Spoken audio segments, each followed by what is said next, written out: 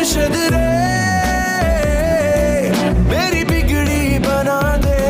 हमें आपके घर की तलाशी लेनी है। मैं एक शरीफ इंसान हूँ, आप मोहल्ले में से किसी से पूछ सकते हैं। यू नो वॉट, तुम मुझसे शादी कर लो और एक और मिसाल बना लो, ठीक है? यू डिजर्व हर।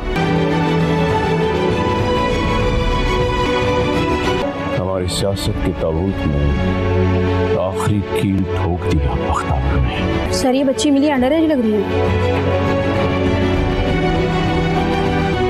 अपनी बेटी को लेकर मेरे बेटे की जिंदगी से बहुत दूर चली जाए। हुर्रियत अपने जान तक पहुंच चुकी है और बख्तावर इसको बुरी तरह एक्सपोज कर चुकी है और इसका सियासी कैरियर भी द एंड हो चुका है। मलक दिलावर भी इससे मंगनी तोड़ देगा और सलार को भी सजा हो जाएगी। लेकिन अब दिलावर की मां को डर होगा कि दिलावर कहीं बख्तावर से शादी न कर ले, इसलिए वो बख्तावर की मां के पास जाएगी और इसे ब्लैंक चेक देकर बोलेगी कि वो अपनी बेटी को लेकर दिलावर की जिंदगी से दूर चली जाए। साथ ही